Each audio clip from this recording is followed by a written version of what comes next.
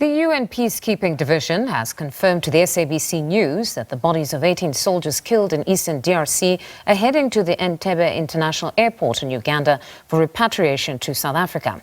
This includes the bodies of SANDF soldiers killed in fighting with M23 rebels in Goma in late January. For more on this, we're joined by SABC News correspondent Sherwin Bryce-Pease. Sherwin, it's always a pleasure to talk to you. It would appear that the bodies of South African soldiers have left Goma and the DRC with the final destination being South Africa. What additional light can you shed on this very delicate process that's unfolding?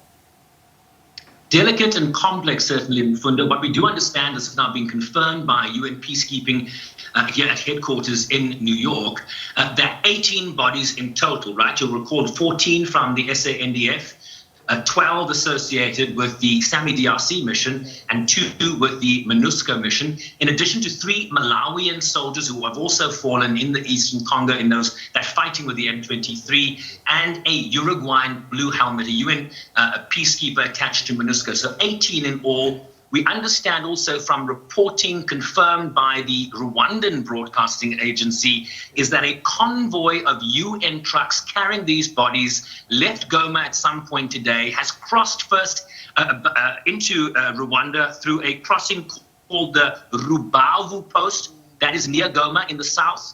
It then moved north through Rwanda to Uganda, and then subsequently crossed another border crossing, the Sianika border crossing into Uganda. And the distance, Mfundo, from the Sianika border post to Entebbe International Airport, Entebbe is a city close to Kampala, is a drive of at least 8.5 hours. Remember, these are big trucks, refrigerated trucks, one imagines, transporting, these corpses, 18 in total. And so the distance for that convoy now to travel from the Sianika border crossing with Rwanda across Uganda to Entebbe is at least 8.5 hours. So the UN is not able to confirm at this time the timeline for when those bodies will leave Entebbe. I just received another update from them. Let me just read you what they're saying.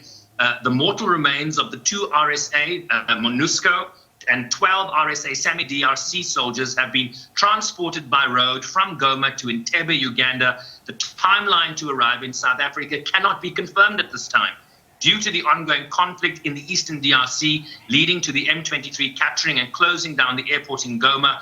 The mortal remains transportation was delayed. So, of course, these bodies couldn't be flown out of the region in eastern Congo because a lot of the airports are under fire. A lot of damage is inflicted on Goma Airport in particular. So this is a road convoy that is probably moving very slowly. So I would raise some doubt as to whether those bodies in fact arrive in South Africa later tonight. The most likely scenario is tomorrow, but of course we cannot confirm that either. Now, Sherwin, we also saw a very strong statement from the UN Secretary General overnight, sending a message to the leaders gathering for the SADC EAC summit in Dar es Salaam over the next 2 days, calling it a very pivotal moment. A pivotal moment indeed, and he said that tomorrow the leaders of both these blocs will take part in the summit. The focus, he says, will be addressing the crisis in the face of the offensive by M23, supported by the Rwandan Defense Forces. So another confirmation from the Secretary General, another confirmation from UN officials that Rwandan Defense Force troops are in fact in the DRC, despite Rwanda's President Paul Kagame telling CNN earlier this week that he didn't know or wasn't sure that his troops were in Eastern Congo, despite being the commander-in-chief of the Rwandan Defense Forces. Guterres says the humanitarian situation in and around Goma is perilous. Hundreds of thousands of people are on the move, with many of the previous sites hosting displaced people north of the city now looted, destroyed, or abandoned. His message to the leaders that are gathering in Dar es Salaam over this weekend is silence the guns, stop the escalation, respect the sovereignty and territorial integrity of the Democratic Republic of Congo. In many ways, echoing what President Ramaphosa said at the State of the Nation last night, there is no military solution. It's time for all the signatories of the Peace, Security and Cooperation Framework for the DRC, to which South Africa is also a signatory, to honor their commitments. So an unequivocal message from the Secretary General that peace needs to be the course of action moving forward here. Unequivocal indeed, but realistically, this is not the first attempt at peace talks. I mean, we know with the Luanda peace talks that process collapsed. And at the heart of it was the issue around President Kagame stating that M23 needed to be engaged as well. And in various platforms, he has consistently stated that whatever conversation must be had, the president of the DRC must be willing to also engage M23, almost seeking to legitimize some of the issues that they've been fighting for.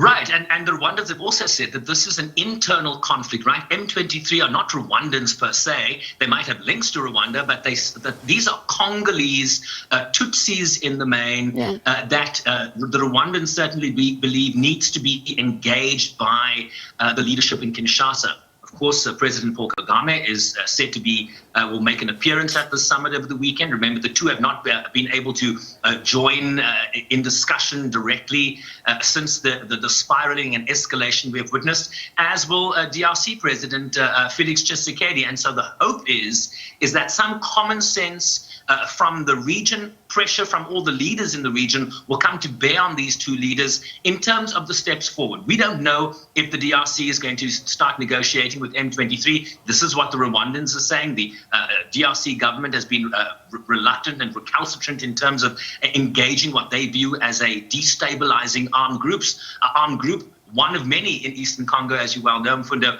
So it's going to be very interesting to observe the tenor that emerges from the SADC leaders, from the EAC leaders, and whether the two can come together in terms of forging a path forward here, putting pressure on both parties, be that the Rwandans, be that the DRC leadership, and also M23, in reinvigorating what is a process that is underway already, led by Angola's president. The Luanda process really appears to be the only game in town. They also talk about the Nairobi process that has been led by former Kenyan President Uhuru Kenyatta.